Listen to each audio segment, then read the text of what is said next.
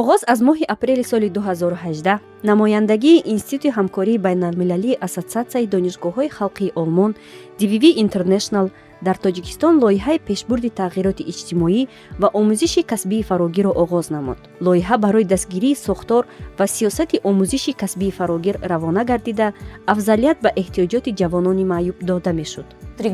дар тӯли 3 соли корӣ дар ин самт аз ҷумла бо шарикони худ мо дарк кардем ки аллакай аз ин раванд берун шудан ғайриимкон аст, зеро шумо дар ҳаёти ҳаррӯзаи худ ба мушкилоте дучор мешавед ки дар ҳама сатҳҳои татбиқи лоиҳа ба миён меоянд. дар сатҳи баланд бо вазорати меҳнат ва сохторҳои ҳукуматӣ, дар сатҳи миёна бо рушди нерӯи ташкилотҳои ҷамъиятӣ ва дар сатҳи хурд бо худи баҳрагирандагони лоиҳа.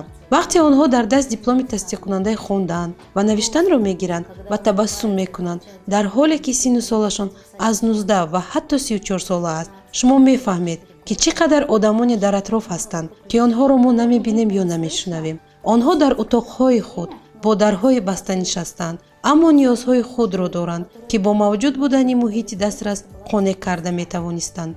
намояндагии DVV International ва шарикони он, ташкилоти ҷамъиятии Ассотсиатсияи таҳсилоти калонсолони Тоҷикистон ва Лигаи занони маъюб иштирок барои тақвият додани ҳуқуқҳои шахсони дорои маъюбият, беҳтар намудани муҳити миллӣ ва маҳаллӣ барои омӯзиши касбии фарогир, фароҳам овардани хизматрасониҳои омӯзиши касбии босифат ва таҳсилоти ғайрирасмӣ барои ҷавонони маъюбиятдошта дар 3 минтақа Рашт, Панҷакент ва Душанбе фаъолияти худро ба роҳ монданд.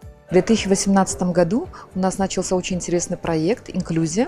соли 2018 мо дар ҳамкорӣ бо DVV International Тоҷикистон ва Ассотсиатсияи таълими калонсолони Тоҷикистон як лоиҳаи хеле ҷолибро оғоз кардем ва ташкилоти мо Лигаи занони маъюб иштирок низ шарики ин лоиҳа буд. дар доираи лоиҳа мо 3 маркази қабули иҷтимоиро дар Душанбе, Панҷакент ва Рашт кушодем ки дар онҳо кормандони иҷтимоӣ, ҳуқуқшиносоне буданд ки ба ҷавонони маъюб, духтарон ва ҷавонони дорои маъюбияти гуногун оид ба таҳсил ва шуғл машварат медоданд. кормандони мо ба онҳо дар ёфтани курсҳои касбие ки дар доираи ҳамин лоиҳа дар марказҳои таълимии калонсолони Тоҷикистон кушода шуданд маълумот медоданд.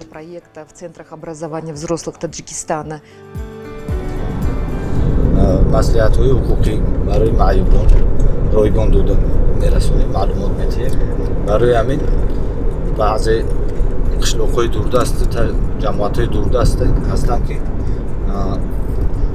надоранд, на маълумот доранд оиди ҳамин ва мо корхонаи мо, маркази хизматрасонии мо на мегӯем шароити омадан доранд ки ба маркази мо омада муроҷиат кунанд ё ки ягон маълумоти ҳуқуқӣ барои ҳуқуқҳои худашон, дигар маълумот, дигар хизматҳои иҷтимоӣ мақсад дастрас кунанд. мо хона ба хона мегаштем, мефаҳмонданд, юрист мефаҳмонд ҳуқуқи вайҳоро ки кӯдакони шумо ҳам хел ҳуқуқҳо доранд, шумо ҳам хел имтиёзҳо доред.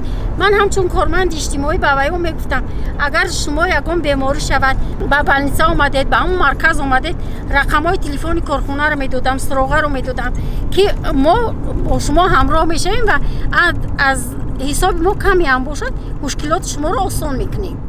инчунин вазифаи мо, вазифаи ташкилоти мо кӯмак ба ҷавонони маъюбиятдошта дар мустақил шудани онҳо буд, ба онҳо иттилоъ додан дар бораи ҳуқуқҳояшон, фалсафаи ҳаёти мустақилона, дарёфти роҳ ва ҷойгоҳи худ дар ҷомеа буд. ҳамчунин вазифаи мо ба онҳо дар бораи чӣ гуна саҳмгузор будани худро дар рушди ҷомеаи маҳбуб омӯзондан буд. яке аз бандҳои лоиҳаи мазкур таҳияи маводҳои таълимӣ барои омӯзиши касбии фарогир ва озмоиши онҳо дар давоми курсҳои кӯтоҳмуддат дар якҷоягӣ бо муассисаи давлатии Маркази таълимии калонсолони Тоҷикистон дар шаҳру ноҳияҳои мақсадноки лоиҳа буд. соли 2018 мо татбиқи лоиҳаи Иттиҳодияи Аврупо дар самти пешбурди тағйироти иҷтимоӣ ва рушди таҳсилоти инклюзивӣ ба роҳ мондем дар 3 минтақа ноҳияи Рашт, шаҳри Душанбе ва ноҳияи Панҷакент ва дар доираи ҳамин лоиҳа мо тавонистем гӯем ки дар Тоҷикистон масъалаи зарурияти ба роҳ мондани касбомӯзиро барои шахсони калонсол, алахсус барои шахсони А15 будани шахсоне ки қобили меҳнат ҳастанд ҳал кунем ва маҳз ҳамкории асосии мо ин марказҳои таълими калонсолони сохтори вазорати меҳнат буданд назди агенти меҳнат ва шуғли аҳолӣ ки маҳз дар заминаи онҳо мо тавонистем ба ҳамин он ниятое ки доштем оиди ташкили касбомӯзии алои фанҳои алоҳида маҳз дар ин марказҳо татбиқ кунем. курсҳои омӯзишӣ дар симхонаҳои нави маркази таълимии калонсолони тоҷикистон ки дар чаҳорчӯбаи лоиҳаи зикршуда барои шахсони маъюбия дошта мутобиқ гардонида шуданд баргузор шуда ба иштирокчиён имконияти гирифтани ихтисосҳои навро фароҳам оварданд. ман хеле шодам ки чунин лоиҳае ҳастанд ки ба одамон кӯмак мерасонанд ки имконияти ба дарс омадан ва ё пардохти маблағи таҳсилро надоранд. бубинед мо чӣ гуна ошхонаи зебо дорем. барои дарс ҳама чиз дар инҷо муҳайё аст. ҳама шароитҳо ва дастурҳое ки дар доираи ин лоиҳа омода шудаанд бо забон ва ҳуруфи дастрас навишта шудаанд. бинобар аз будани чунин курсҳои ройгони таълимӣ на танҳо қанодӣ балки дузандагию ороишгарӣ хеле хурсандам ва будани онҳоро зарур мешуморам. шахсоне ки имкониятҳои маҳдуд доранд мо бо онҳо кор мекунем ва дастурҳое ки муаллима ба мо медиҳанд иҷро мекунем. қин нест барои он ки онҳо ҳам мефаҳманд. вақте ки муаллима ба мо супориш дод онҳо ҳам ин корро иҷро карда метавонанд. мо мехоҳем ки хеле инсонҳо ба назди мо оянд ва ҳамин курсҳоро омӯзанд ва соҳиби касб шаванд. манам тарафдори ҳамин пештар ҳамин мобайни ҳамин ҷамъията боша мобайни ҳамин кӯдакои солим дар одамои солим да боша ки кӯшиш мекунам ки дар мобайни ҳамин духтарако бачаакои солим боша ки ҳаваё бори ман ҳис накунам ина ки ин маъюбӣ дора. ин лоиҳа бартариш дар ҳамин буд ки байни шахсони маъюбиё доштаву шахсони солим ин якҷо шудан шахсони маъюбият худашонро маъюб ҳис намекарданд. яъне ки бартари ҳамин буд ки ҳарду як ҳастанд. ино якҷо мехонданд, якҷо дарс мегузаштанд, дар вақти машғулиятҳои амалӣ худашонро аз онҳо ҷудо намекарданд, ҳис намекарданд ки инҳо маъюб ҳастанд. бартариш дар ҳамин буд.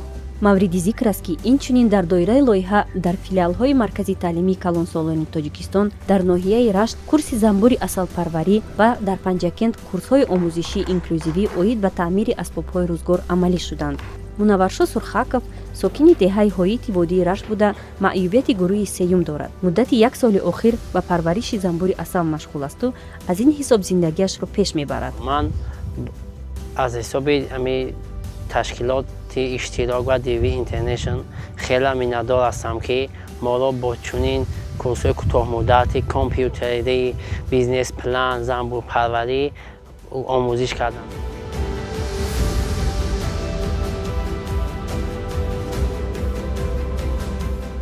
ман шагирди худо, ман худам, модарам, оилам, ду фарзандам, бародарам.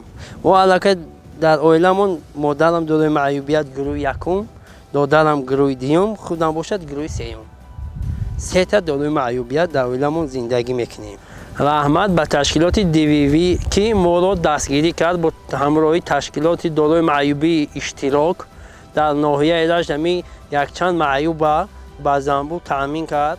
раҳмат, мо айо хеле миннатдор ҳастем ки моро бо ҳамин хел занбурро бо ҳамин хел мақсад яшко вай кард. ин мо як беҳбудии зиндагӣ, як сатҳи кори хидмат ба ҳамин занбурро мегузаронем. мунавваршо яке аз 50 иштирокчии тренингҳо оид ба тиҷорати хурд мебошад ки дар доираи лоиҳаи пешбурди тағйири иҷтимоӣ ва омӯзиши касбии фарогир баргузор шуда буд. ҳадафи тренингҳои тиҷорати хурд баланд бардоштани сатҳи зиндагии шахсони маъюбиятдошта тавассути омӯзондани малакаҳои тиҷоратӣ ба онҳо буд. бояд гуфт ки ҳар як иштирокчии тренингҳои лоиҳаи пешбурди тағйироти иҷтимоӣ ва омӯзиши касбии фарогир имкон дошт ки пас аз анҷоми барномаи омӯзишӣ ва нақшаи кори худро навишта дар озмуни дарёфти грантҳои бебозгашт дар ҳаҷми то 3000 евро иштирок намояд. аз тамоми дархостҳои пешниҳодшуда ба озмуни грантӣ 17 он дастгирӣ ёфтанд. ман маъюби гурӯҳи якум мебошам. моқати падарам шаҳр рафтем, панҷикент рафтем, нафақама торӣ кунӣ ва яке шунидем ки ҳамхеб вай аст ташкилоти иҷтимоӣ аст. ташкилоти иҷтимоӣ ба мо рафта 5 рӯз омӯзиш гирифтем. ҳамунҷа бизнес плани худмон чӣ хел сохтан, чӣ тавр вай кардан, ҳаминоя нишон ёд додам мода. мо ба ҳама мо бизнес план вай кардем. мо 26 нафар будем. ҳамон бизнес плани ман хизматрасонии компютерӣ ба мардум. Ҷамоати мода ин хел хизматрасонӣ нест. Барои ҳамин ман ҳамин вая мақсад кардам. Ман ҳозир больниси худамро ба картаи тиббии дармонгоҳӣ тайёр мекунам. Инчунин ҷамоат ба ман серикопия, себачор ва ё сурато, маълумотнома ҳамин хел чизоя тайёр карда метавонам. пеш худам ҳамин хел ҳис мекардам, ки ҳеч ки ба даркор нодаркор. ҳамин хел мехестум, камтар кӯча чарх мезадам, дига ҳеч намекардам, хона хоб. Як хел вай буд. Ҳозир боша худам бо дигар хел ҳис мекунам. Худам боварӣ дорам, ки хизмати ман ба мардум расидааст, фоидаем расидааст. Мақсад дорам, медонам имрӯз чӣ мекунам.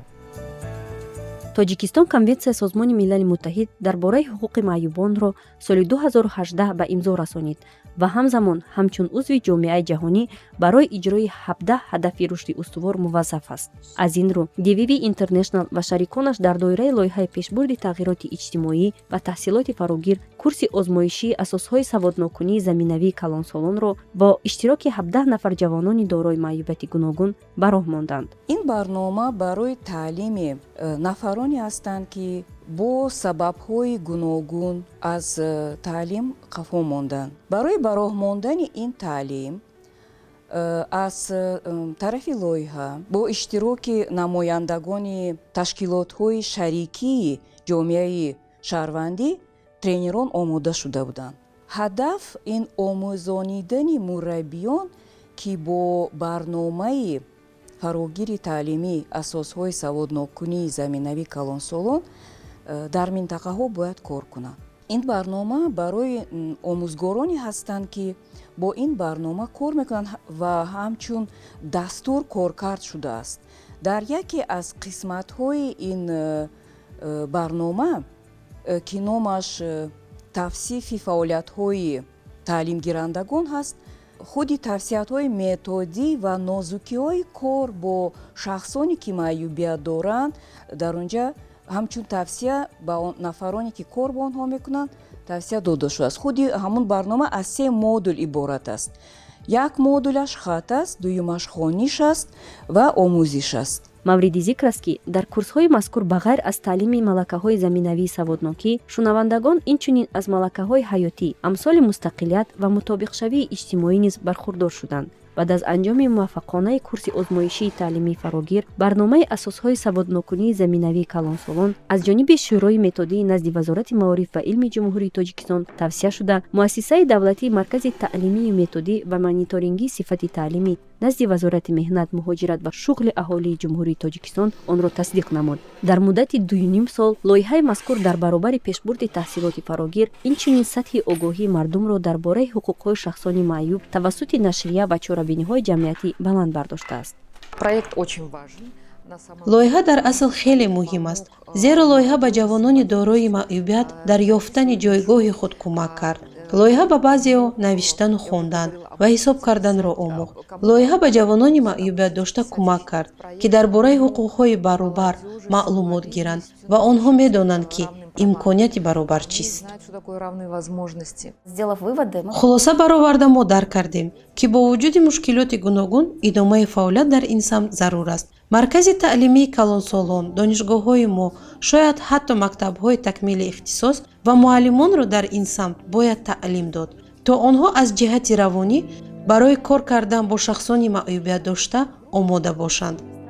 тибқи иттилои охири оҷонсии омори кишвар, дар Тоҷикистон тақрибан 150 000 нафар шахсони маъюбият дошта ба қайд гирифта шуданд, ки аз ин миён 28 722 нафарашон то 18 сола буда, соли 2016 ҳукумати ҷумҳурии Тоҷикистон барномаи миллии барқарорсозии одамони маъюбият доштаро барои солҳои 2017-2020 қабул кард.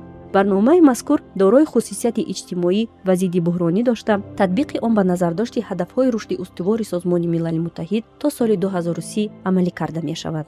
барнома асосан ба баланд бардоштани ҳифзи иҷтимоии барқарорсозии шахсони маъюбият дошта равона шудааст.